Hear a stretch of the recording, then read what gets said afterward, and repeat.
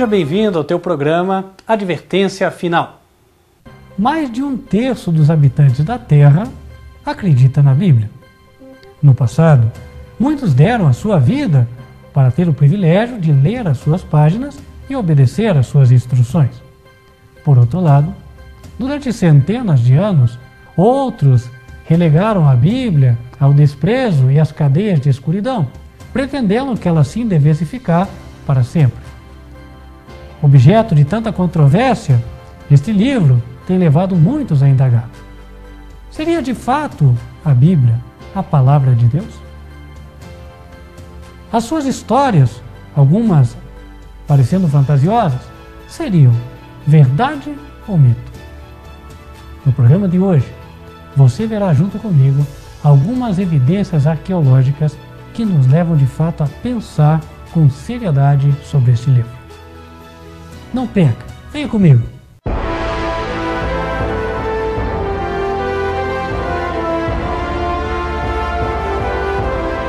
Nossa primeira viagem é para a Turquia. Um país hoje não muito conhecido, onde, há décadas atrás, foi encontrado um formato de navio que intrigou a muitos. A relação desse navio parece ser estreita com uma história conhecida da Bíblia, chamada a história da Arca de Noé.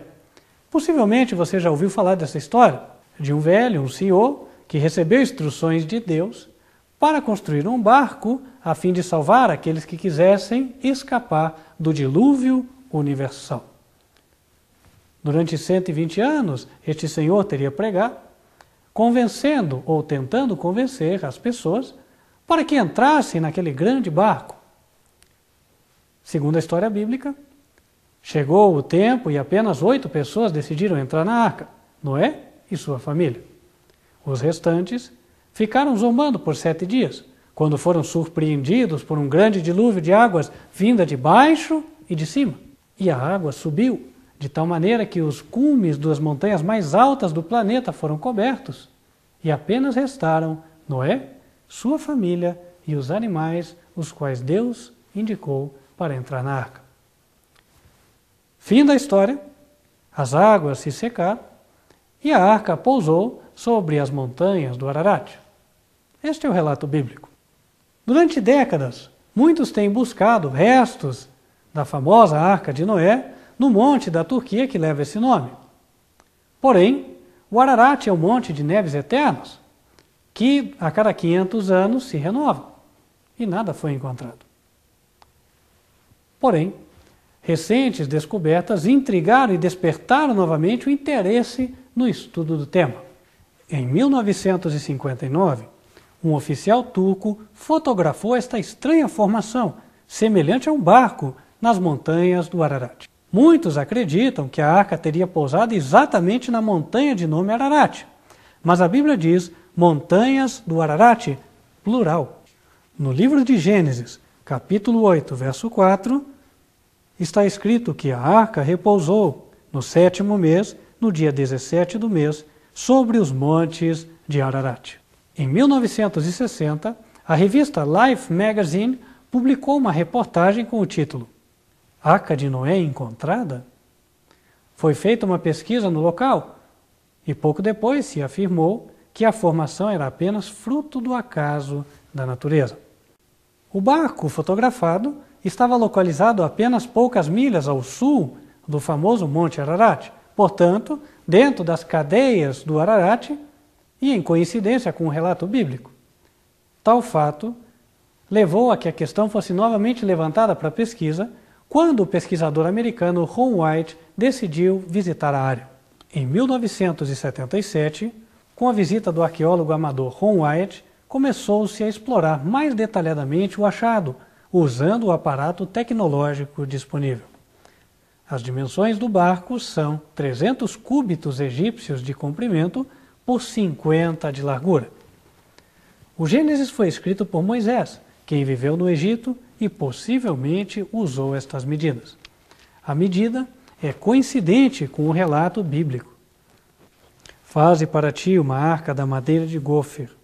Farás compartimentos na arca e a betumarás por dentro e por fora com betume. E desta maneira farás: de 300 côvados o comprimento da arca, e de 50 côvados a sua largura, e de 30 côvados a sua altura.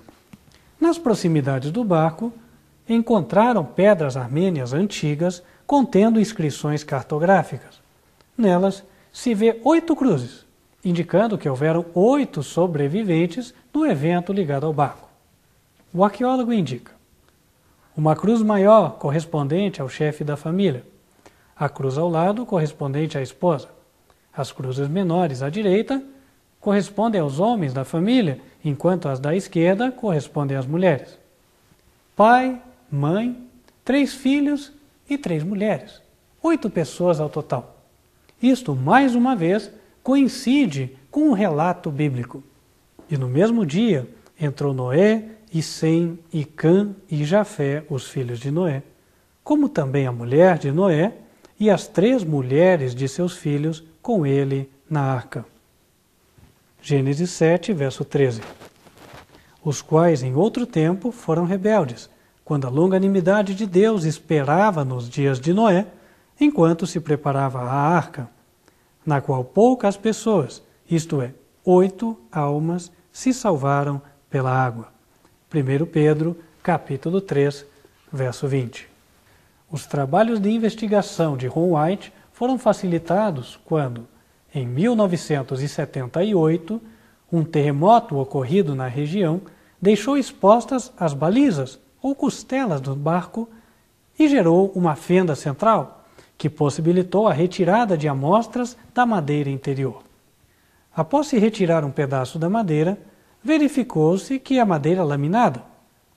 Vê-se claramente na imagem 3 lâminas unidas com perfeição. Também se viu que a madeira não tem anéis, mostrando que não haviam estações chuvosas e secas naquela época. Como explicar isso? Para você entender, quando cortamos uma árvore hoje, facilmente nós notamos formação de anéis no seu interior. Estes são formados porque existem períodos de chuva e períodos de seca. No período chuvoso, a árvore tende a crescer mais. No período de seca, ela tende a crescer menos. E há localidades onde a árvore, inclusive, hiberna, ou seja, praticamente deixa de crescer. Assim, por essas diferenças de velocidade de crescimento, os anéis são formados. Mas a madeira encontrada desse barco na Turquia não possui anéis, mostrando que ela é de alguma época na qual não haviam estações chuvosas e secas. Como resolver este mistério? Mais uma vez, a Bíblia se apresenta como aquela que tem a resposta. No livro de Gênesis, capítulo 2, verso 5, está escrito: toda a planta do campo ainda não estava na terra, e toda a erva do campo ainda não brotava, porque ainda o Senhor Deus não tinha feito chover sobre a terra, e não havia homem para lavrar a terra.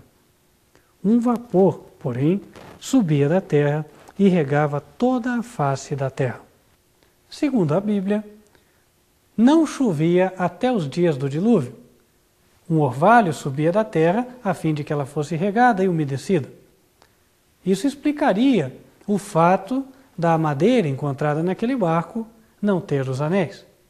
E, por outro lado, seria uma prova científica de que, de fato, aquele barco foi construído com madeira antediluviana, antes do dilúvio. Ron White avançou na sua pesquisa, trazendo agora aparelhos a fim de poder obter resultados mais acurados.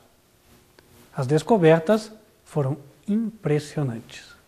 Foi feito um trabalho de levantamento da estrutura interna com um aparelho normalmente utilizado para identificar nódulos de câncer e achar tesouros submarinos. Foram colocadas marcas no chão, indicando as formações conforme o aparelho indicava.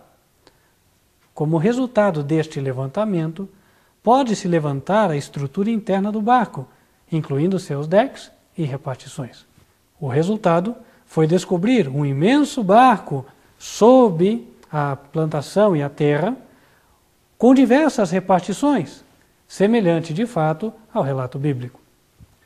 Em 1987, o governo turco reconheceu oficialmente a descoberta da Arca de Noé.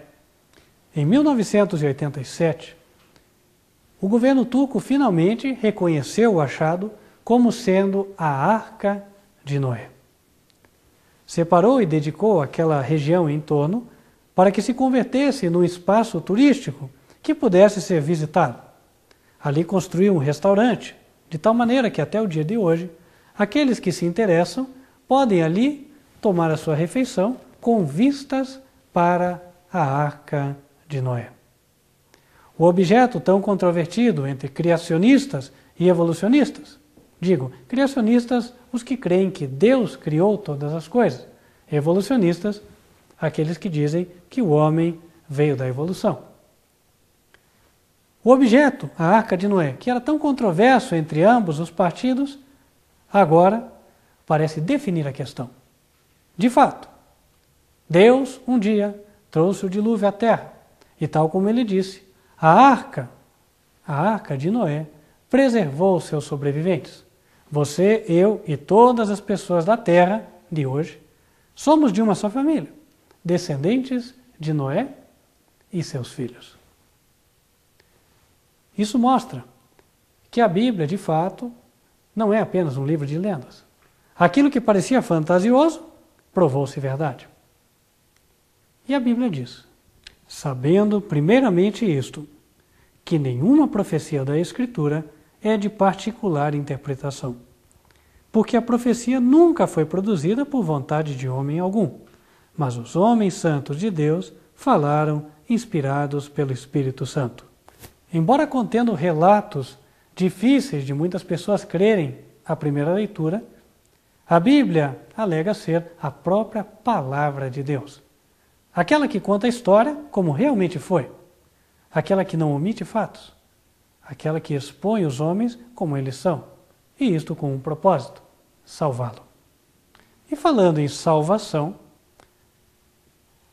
nós vemos registros arqueológicos de outro evento, outra história, contando um grande livramento que Deus operou, dessa vez em favor de um povo, o povo de Israel, quando este era escravo no Egito.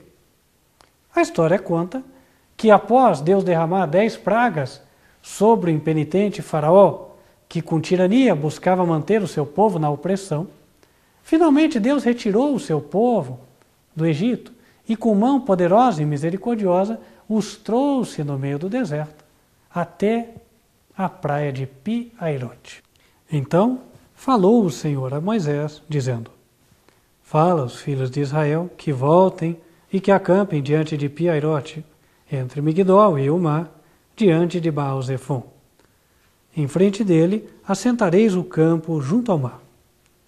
Então Faraó dirá dos filhos de Israel, estão embaraçados na terra, o deserto os encerrou. E eu endurecerei o coração de Faraó para os que os persiga, e serei glorificado em Faraó e em todo o seu exército. Então Faraó mandou com que o seu exército fosse ao encalço dos israelitas. 600 dos seus carros, com oficiais escolhidos, ali estavam para buscar trazer os escravos fugitivos. Ao aproximarem-se os egípcios da sua presa, o povo de Israel encheu-se de temor. Pareciam estar sem escapatória. A praia, que deixava-os de frente ao mar, não dava escape para o lado. Ela era exatamente o final de um desfiladeiro de montanhas. Como escapar? Então disse o Senhor a Moisés, por que clamas a mim? Dize aos filhos de Israel que marchem, e tu, levanta a tua vara e estende a tua mão sobre o mar e fende-o, para que os filhos de Israel passem pelo meio do mar em seco. E eis que endurecerei o coração dos egípcios para que entrem nele atrás deles, e eu serei glorificado em Faraó e em todo o seu exército, e nos seus carros e nos cavaleiros, e os egípcios saberão que eu sou o Senhor, quando for glorificado em Faraó e nos seus carros e nos seus cavaleiros. Verso 21. Então Moisés estendeu a sua mão sobre o mar, e o Senhor fez retirar o mar por um forte vento oriental toda aquela noite, e o mar tornou-se em seco e as águas foram partidas. E os filhos de Israel entraram pelo meio do mar em seco, e as águas lhes foram como um muro à sua direita e à sua esquerda. E os egípcios seguiram-nos, e entraram atrás deles todos os cavalos de Faraó, os seus carros e os seus cavaleiros, até o meio do mar. E aconteceu que, na vigília daquela manhã, o Senhor, na coluna de fogo e de nuvem, viu o campo dos egípcios, e alvoroçou o campo dos egípcios, e tirou-lhes as rodas dos seus carros, e fê-los andar dificultosamente. Então disseram os egípcios: fujamos da face de Israel, porque o Senhor por eles peleja contra os egípcios. E disse o Senhor a Moisés: estende a sua mão sobre o mar, para que as águas tornem sobre os egípcios, sobre os seus carros e sobre os seus cavaleiros. Então Moisés estendeu a sua mão sobre o mar, e o mar retomou a sua força ao amanhecer, e os egípcios fugiram ao seu encontro, e o Senhor derribou os egípcios no meio do mar, porque as águas, tornando, cobriram os carros e os cavaleiros de todo o exército de Faraó, que os haviam seguido no mar. Nem ainda um deles ficou. Verso 31. E viu Israel a grande mão que o Senhor mostrara aos egípcios, e temeu o povo ao Senhor, e creu no Senhor e em Moisés, seu servo. O maravilhoso fato pôde ser comprovado pela ciência há poucos anos atrás. O arqueólogo Ron White e sua equipe estiveram mergulhando naquela região. A praia de Piairote é hoje conhecida como Nureiba, uma praia frequentemente visitada por egípcios. Neste local, a equipe do arqueólogo decidiu mergulhar, a fim de procurar vestígios de que de fato houve uma travessia neste local. As descobertas foram impressionantes. Como se pode observar, os mergulhadores viram rodas de carruagens egípcias, hoje já cobertas por corais. Essas rodas, segundo a avaliação feita, são de uma dinastia anterior a 1000 anos antes de Cristo. E o que mais impressiona? Encontrou-se um aro de ouro que contornava a roda das carruagens egípcias daquela época.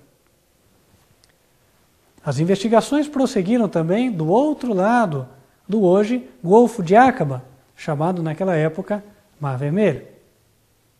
E ali também foram encontrados vestígios de carruagens egípcias. Não apenas isto, também vestígios de ossos humanos foram encontrados, como você pode ver esse cerrado em meio ao coral. Ron White e sua equipe também encontraram alguns monumentos, cada um de um dos lados da passagem, datados da dinastia do rei Salomão de Israel, os quais teriam sido colocados ali por este rei em comemoração ao grande livramento que Deus operou em seu favor. Uma vez passado o Mar Vermelho, os israelitas se dirigiram a Mara, segundo o relato bíblico, e em seguida vieram a Elim. E havia ali 12 fontes de água e 70 palmeiras, e ali se acamparam junto das águas. Êxodo 15, verso 27. Pode ser ainda visto no Google Earth o local de Elim. Em meio ao deserto, ainda existe ali uma grande concentração de palmeiras. Hoje não são 70, mas vê que há um conjunto delas ali. O que chama a atenção é que até hoje existem 12 fontes de água no local. A Bíblia relata que os filhos de Israel saíram de Elim e veio ao deserto de Sim, e dali chegaram até Refidim, onde não havia água para o povo beber. Tendo, pois, ali o povo sede de água, o povo murmurou contra Moisés e disse: por que nos fizeste subir do Egito para nos matar de sede a nós e a nossos filhos e a nosso gado? E clamou Moisés ao Senhor, dizendo: que farei a este povo?